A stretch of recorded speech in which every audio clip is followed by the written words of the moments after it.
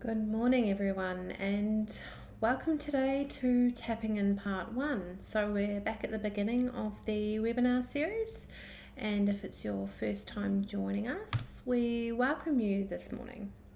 So, today we are going to look at why to employ people with impairment, and we are going to be going over some of the common myths that surround what people may think is the truth about employing someone with an impairment.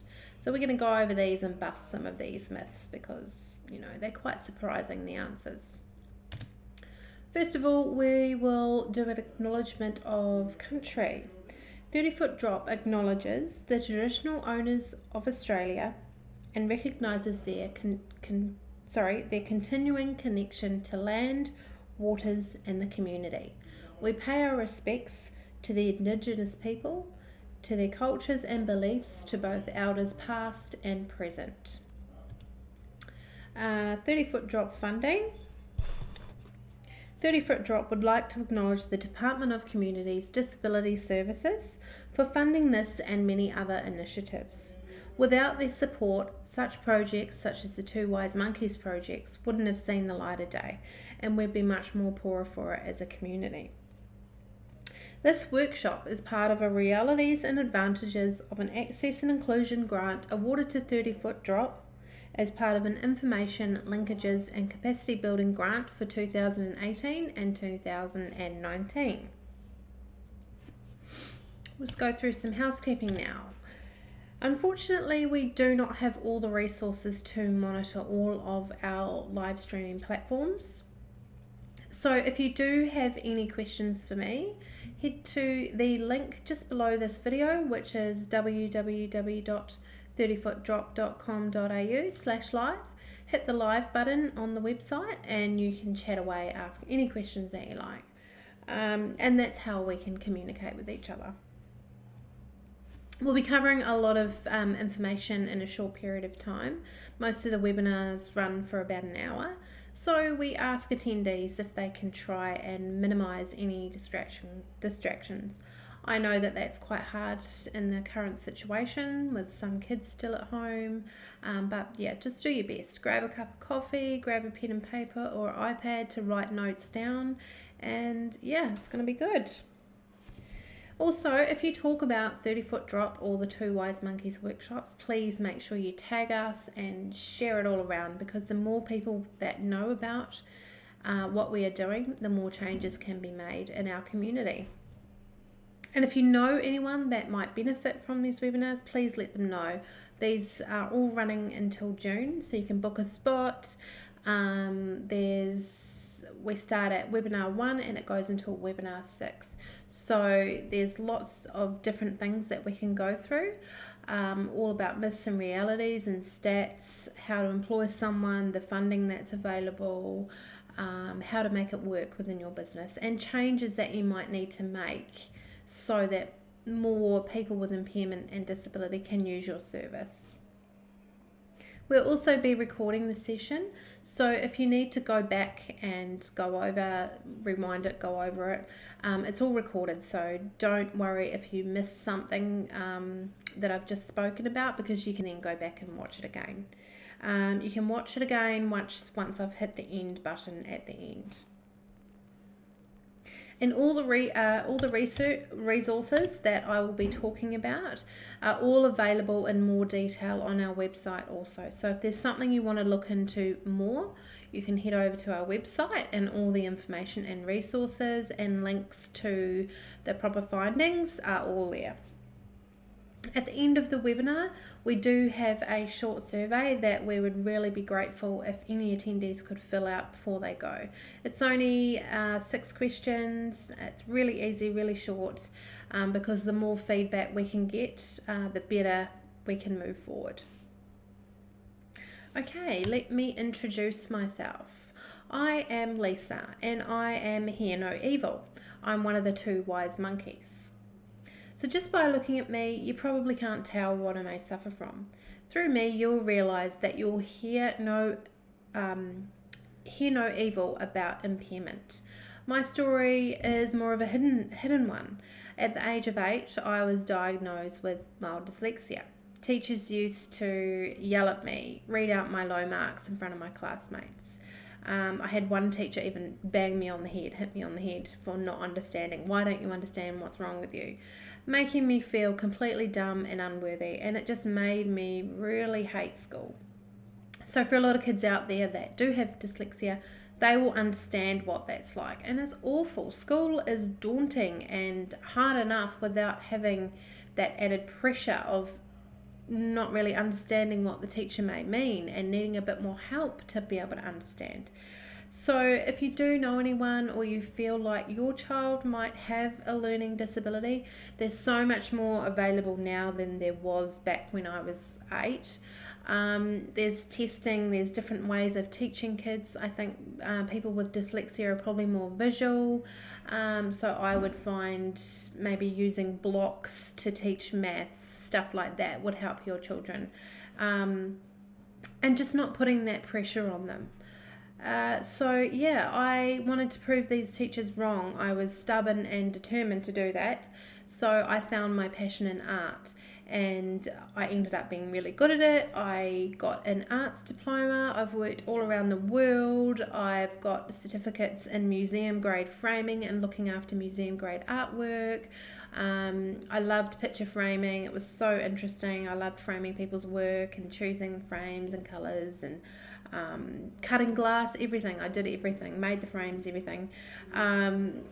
So I did that all around the world, looked after artwork, organised exhibitions, marketing for the exhibitions, organising the food and invitations, everything to do with it. I've done it all around the world. And, you know, if it wasn't for me finding that passion, I don't know where I would have been. But if you have dyslexia, or you know someone that does, they will have something that they will be good at.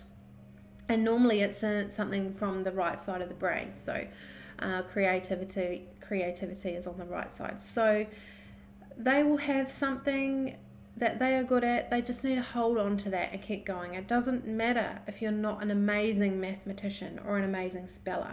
There's something that you will be good at, and you will get there, just like I did. So the other monkey is Ben, and he is see no evil. His impairment is more obvious than mine. He is the director and the boss of the 30-foot drop projects, and he has created 2 wise monkeys to make people more aware about disability and impairment and how we can change things.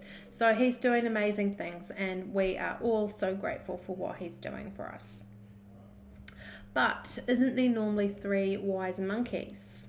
Who do you guys think the 3rd monkey is? Yeah, it's you. So you guys are speak no evil. And after today, we hope that you will speak no evil about disability and impairment, because you will learn to change your thoughts on that side of it. The aim of today's webinar is to turn you into a wise monkey. We'll begin on a journey of realizing that, impairment or not, we are all human and deserve to be acknowledged and treated in the same way as anyone else, which is crazy to think that we're not. Like, why? We're all the same. Just because someone has something that looks different, or, you know, they use something to help them walk or whatever, it doesn't make them any less of a human. And if you guys want to become that 3rd monkey, we now have these gorgeous t-shirts available for Speak No Evil monkeys, and that's you guys. And on the back is 30-foot drop, the project. This is the big project, and then 2 wise monkeys falls under that. So if you want to grab one of those t-shirts, they're available in black and white from size 6 to 5XL. And so head over to the website and you can order them. Right, okay. Let's get into the outline and method of today. How are we going to get you started on the path of a wise monkey? Well, there's a lot to learn about people with disability and impairments and the opportunities that they represent to employees. First up, we will examine and bust some of the common myths around employing someone with an impairment or disability. Our little mythbuster session, after our little mythbuster session, we'll get down to the subsidies available when employing someone with a disability or impairment and how to access them. This final subject will be workplace modifications, what is available in Australia for you if you do want to employ someone with a disability or impairment. You're not just left on your own to try and sort it out. There is so much help out there, and if you watch all of our webinars, you will realise how easy it is, and it's amazing what is available. To finish off, we'll do an open forum chat session where you can ask any questions, but feel free to ask any along the way. So how are we going to cover all this? What will our teaching method be? The answer is fun, open and honest discussion. If we can't be open about these subjects and you're feeling like you can't talk about it, then things can't change. So we need to all come together to make these changes, and that's all about being open and honest. You'll also notice on the slides so far that there's very little written content, and that's because we want to be able to interact with each other. We don't want it to be complicated. We don't want there to be too much wording where you're trying to keep up with all the information. It's just overwhelming. We want it to be easy for all different people that have all different impairments and disabilities to be able to follow. And also, we don't believe in death by PowerPoint. So that is why our website is like it is. And we think it's beautiful. Okay, let's go through some terminology and review over disability versus impairment and access versus inclusion. An impairment is an impairment. Sorry, just making sure I got the right one. Impairment is an injury, illness, or congenital condition that causes or is likely to cause a loss or difference of physiological and psychological function. In short, your impairment is your medical diagnosis. So my medical diagnosis is that I have mild dyslexia. A disability, on the other hand, is the loss or limitation of opportunities to take part in society on an equal level with others due to social and environmental barriers. It is, as the word implies, something that makes you unable to access or participate in something. So for me, and especially someone with extreme dyslexia, mine isn't too bad where I find some of these things aren't as hard for me, but they are for others. So stylized script for some people can be very hard to understand. Too much wording, complex information can make it hard for people with learning disabilities and dyslexia to understand, meaning that they are not getting the right information that they need to use your service. This is so important to know because some people's impairments are hidden like mine. So you could have all this complex information on your website and you've got that percentage of people with learning disabilities or some kind of disability trying to figure it out or understand it, and they're not. So you're potentially losing those customers. So something to think about there. Okay, next is the difference between access and inclusion. Access refers to the removal or reduction of barriers, physical and attitudinal, to participate in activities and functions of a community. At its core, access focuses a lot on the physical world around us and can be checked off with a checklist. So if you own a cafe and you've noticed there's a bit of a step to get into the cafe or there's other little things going on, you need to make sure that your cafe is accessible. And you can write a little checklist. You can go to our website and find out what that checklist is. Making sure that the doorways are wide enough, that the door handles are low enough, that people with limited mobility or in wheelchairs can actually get into the building. And that's another percentage of people that could be missing out on using your service because it's not accessible. The next one I find is so important. The next is inclusion, and it's more of a psychological state, of being, and is a process hereby every person, irrespective of their age, disability, gender, sexual preference, or nationality, who wishes to, can participate fully in all aspects of an activity or service in the same way as every other member in the community.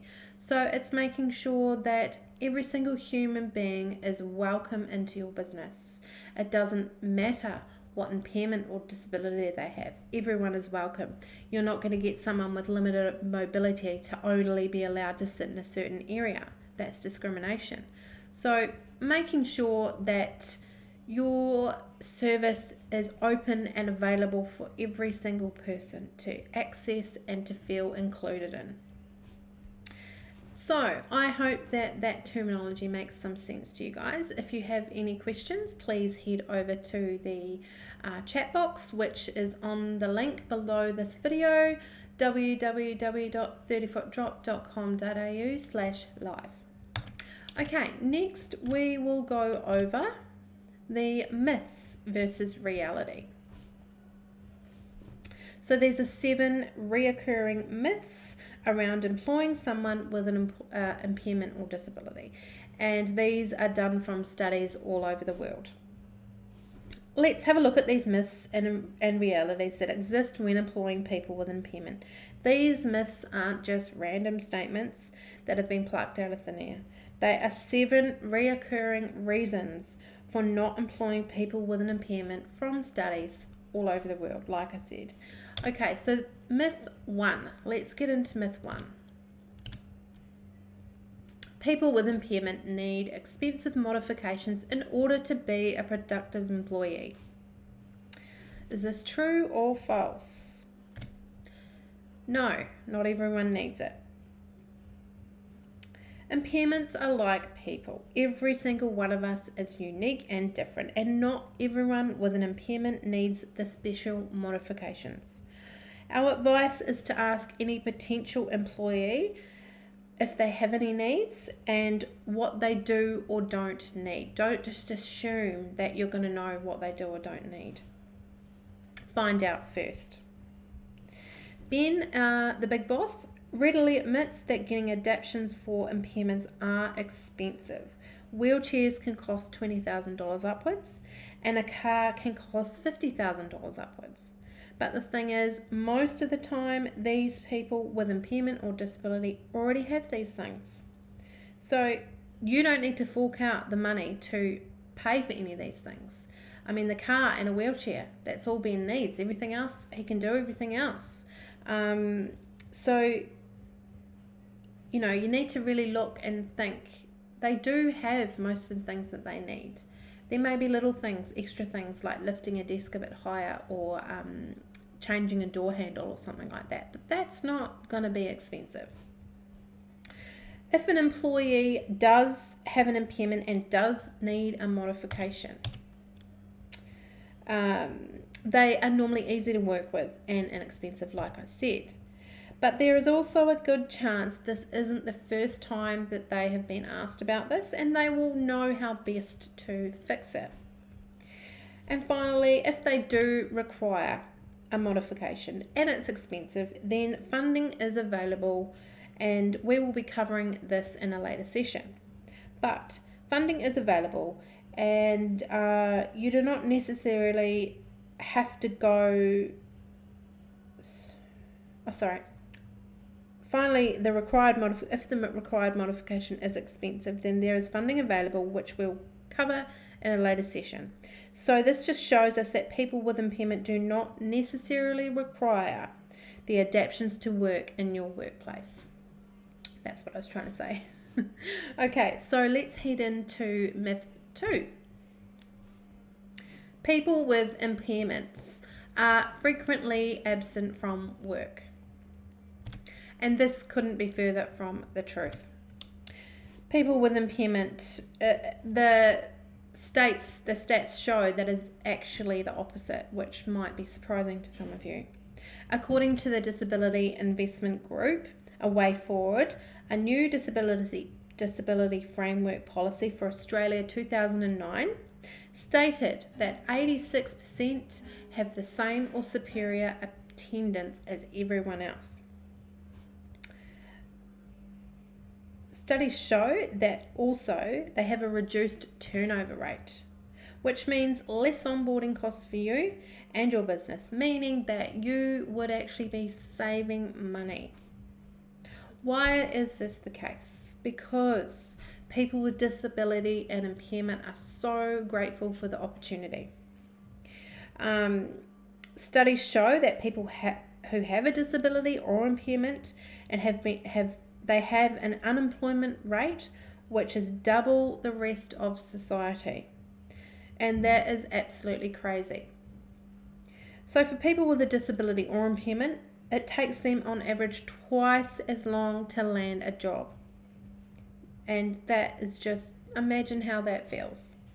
One of Ben's friends actually applied for 183 job positions before landing herself a job.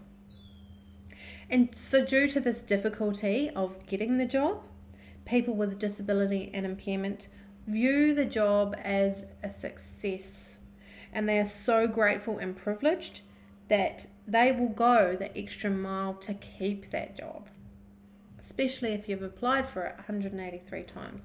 I mean, that takes a lot of patience. Okay, definitely something to think about there. People with impairment are only suited to unskilled work. Is that true or false? Once again, not true. Massively untrue. They have a wide range of skills, talents, and abilities. The Australian Bureau of Statistics reported that in 2012, 19.9% of these people, working age people with impairment, were employed as working professionals. 14.1% worked as clerical and administrative workers. 15.2% worked as technicians or trades. 11.6% run their own business, and 33.7% worked from home. And those numbers are probably even higher now, being 2020. So they are working. We are working. We're out there. We want to work. So don't just assume that people with disability or impairment can't do what you are wanting them to do. These people are going to do anything to keep their job. Myth 4. My workers' compensation and premiums and safety incidents rates will go up. Once again, not true. Employing someone with an impairment or disability does not affect your premiums, and insurance writers look at incidents of history of the workplace and workers' compensation, not the number of people with an impairment employed. Further to that, studies have shown that employees with an impairment are up to 6 times less likely to have a WHS incident and are less likely to lodge a workers' compensation claim, which will lower your business insurance. It is thought that the reason for this can be attributed to the difficulty it is for people with impairment and disability in finding work. If you find it hard to find employment, you're not going to risk that employment by breaking the rules or cutting corners. You're going to do the right thing because you, once again, do not want to don't want to have to go for a job or a job application 183 times. They're so grateful. It has probably taken them years or months to land that job. They're not going to risk that. So hopefully some of these myths and realities are opening your eyes to what really is happening. So people with impairment are less productive employees. Once again, not true. Studies have shown that when matched with a job that is within their ability, people with impairment are just as productive as other employees. Coupled with the reduced absenteeism, reduced WHS claims, and workers' compensation, an increased retention rate makes sense. And people whose productivity is significantly reduced as a result of impairment may like to consider the wage support system. With the wage supported system, people with an impairment can access a reliable process of productivity based wage assessment to determine fair pay for fair work. And we will go over how that works later in the session when we go over subsidies and funding. Okay, so let's head on to myth 6. Workers with impairment will not fit into the workplace. Not true. In most cases, co-workers' acceptance comes from the awareness and observing that workers are competent and efficient in their jobs, regardless of their impairment. People with impairment make up to 20% of the Australian population, and the likelihood of co-workers having a friend or relative with an impairment is high. Studies show that employee initiatives in hiring people with an impairment can have a positive bottom line results for your whole team, increasing staff morale and community recognition as good corporate citizens. In conclusion, your workers are just like everyone else and they deserve to be given that chance. I worked with a guy in the UK. He had, not sure what kind of disability, but he was an older guy and his name was Graham, and he would make all the custom size frames for us and he loved it. He was so awesome. He loved his job. He was always there on time. He would never ever miss a day. He was so loyal and reliable. Everything had to be perfect. And it was just so good to see that the company I worked for wanted to employ him. He was there, he just loved it. And he would have worked every day if he could. But of course, we didn't want him to work every day. But he was so happy to just work there all day, every day. And it's just so nice that these people are being given these opportunities. And, we need to start doing it more. And that is up to you guys now. Okay, myth 7. If they don't work out, I cannot discipline or fire them. This is not true once again. Employing a person with an impairment is just the same as any other worker. You must establish clear performance expectations from the start. If they are unable or unwilling to do the job, you can take further action as normal. So no different there. There are no special laws that prevent you from disciplining or terminating an employee that is unable or unwilling to do their job. Okay, so hopefully that all makes sense to everyone.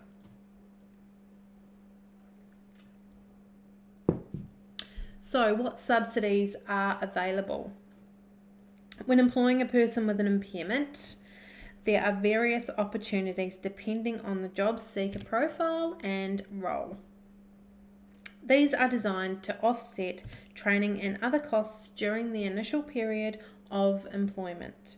This is an amazing incentive to employers. These subsidies can be released in a lump sum or flexible payment and are contingent on the award rates being paid, the minimum hours being worked as per agreement, the employee being registered with a disability employment service, which we will go into more depth on disability employment services tomorrow in level 2, our webinar 2. But now we will go over the subsidies which are available. And these are all basic outlines. Further criteria does apply, but this is just to give you an idea on how it works and what you need, the standards that you need to meet. Okay, the first up, number 1, is the wage subsidy. This is $1,500, and the requirements are: employee needs to be registered with a DES provider, which is a disability employment service, and the candidate will need to average a minimum of 8 hours over 13 weeks, with the intent of going on to doing 26 weeks. The payment is still made. The payment is still made if the job has to end at 13 weeks. So the intention is to go to 26 weeks, but if you finish at 13 weeks, you still get paid till 26 weeks, which is amazing. The next one is wage start. This is $6,000. The requirements, once again, are that they need to be registered with a DES provider.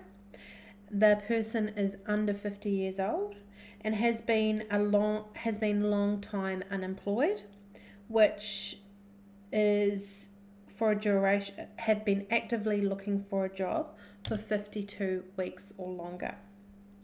And they will need to receive at least 15 hours per week, and once again hoping to continue to continuing on to a minimum of 26 weeks.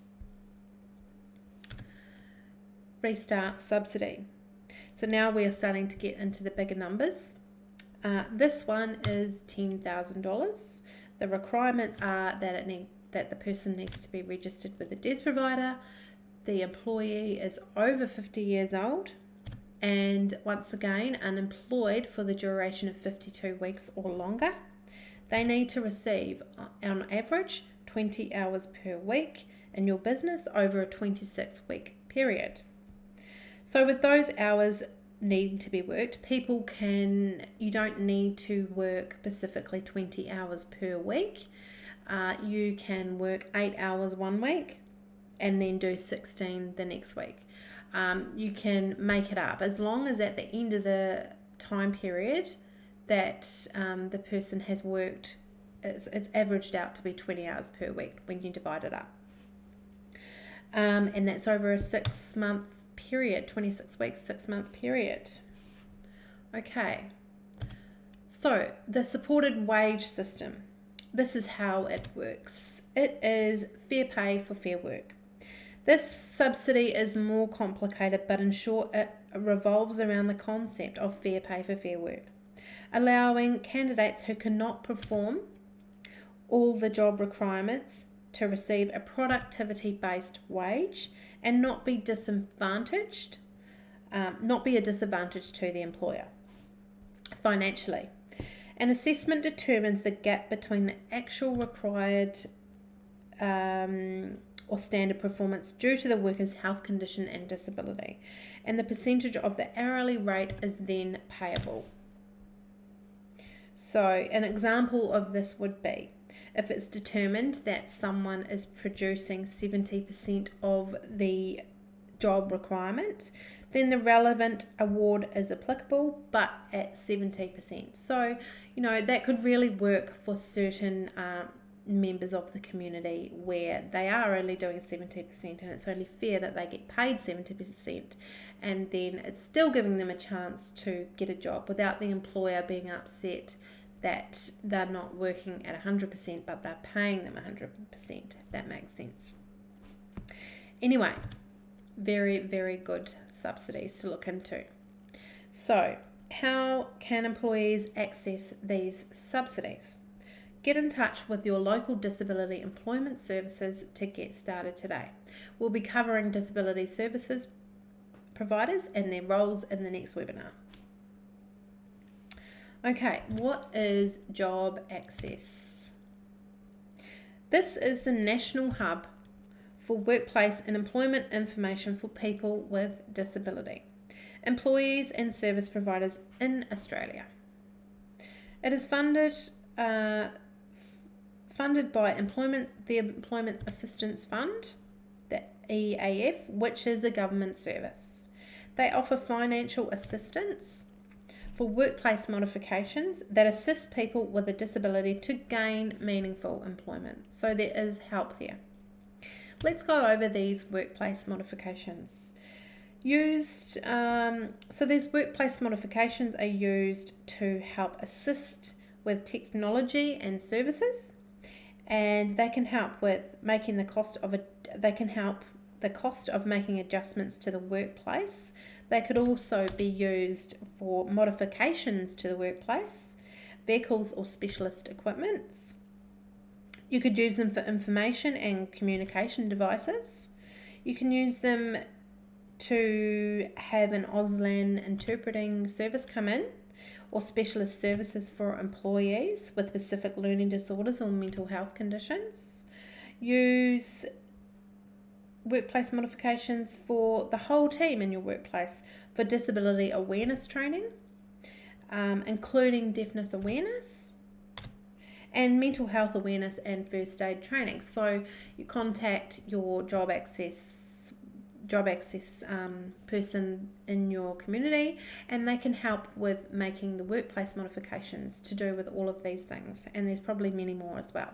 So contact them if you need to make any changes for your service, so that this person with a disability or impairment can come in, and it's a lot easier for them to communicate with certain devices or specialist equipment. Okay, the application process. Most disability employment services will facilitate and arrange the assessments that are required.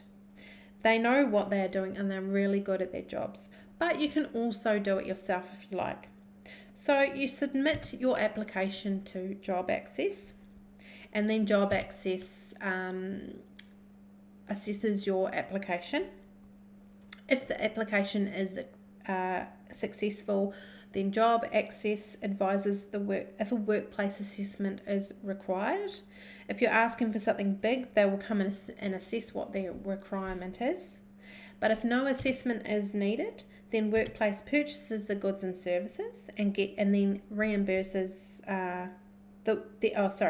If no assessment is required, the workplace purchases the goods and services and then gets reimbursed by Job Access.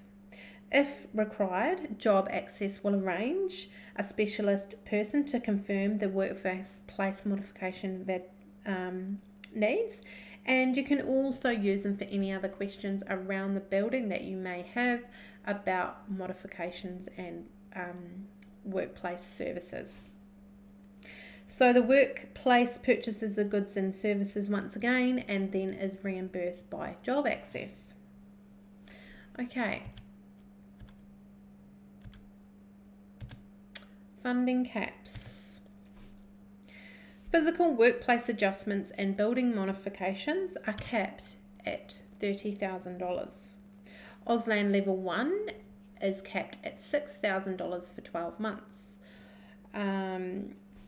So this is Auslan Level 1 is interpreting for work-related activities for the employees who are deaf or have a hearing impairment, including remote interpreting and real-time captioning, and capped at $6,000 over 12 months, like I said.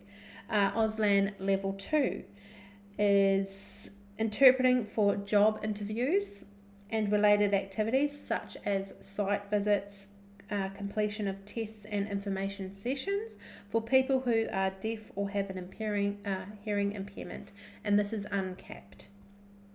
Auslan Level 3 is interpreting is to help co-workers receive the training in Auslan Level 2 to communicate with employees who are deaf or have a hearing impairment and who use Auslan as their main method of communication. This is capped at $8.55. So Auslan people can come in, and you've got one person that started working within your business and they have a hearing impairment.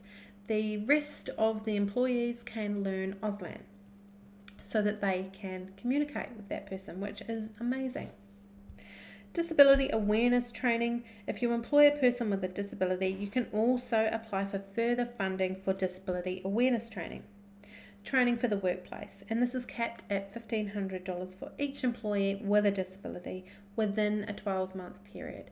So you could hire someone like Ben or like us to come in and take a workshop so that your employees are aware of disability and employment training.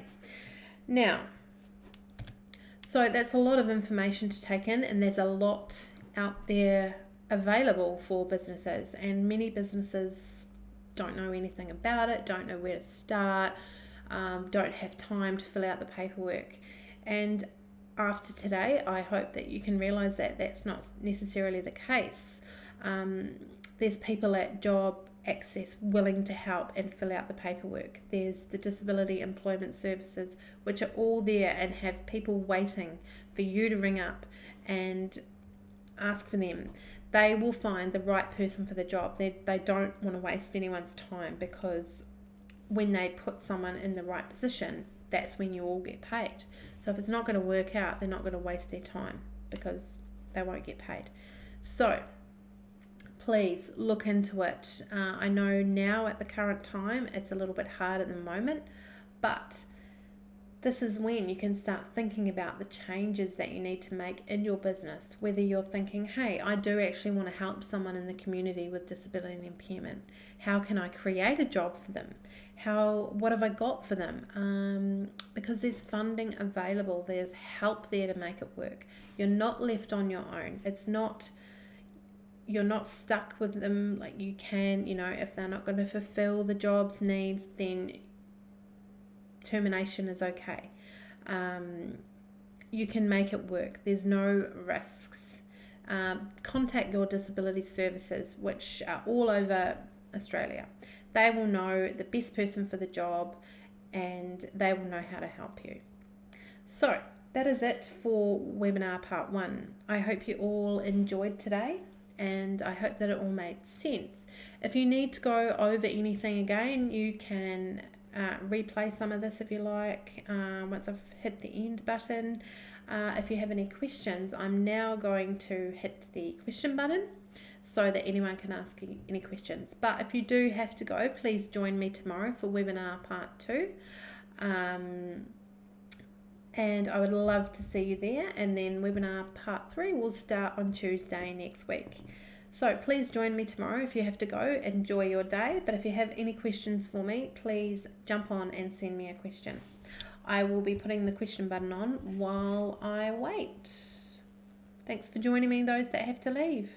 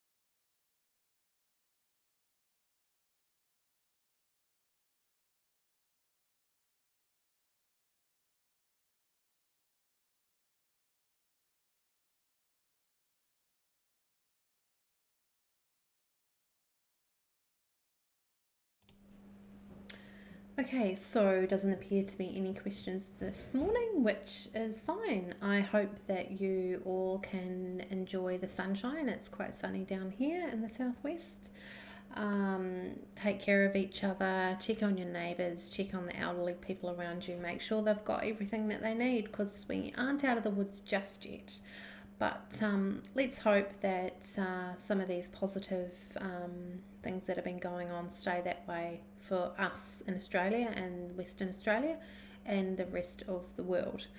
I will see you guys tonight. I am doing this again tonight, so if you know anyone that would benefit from seeing this webinar, I will be starting at 6 p.m. tonight. So have a good day, everyone.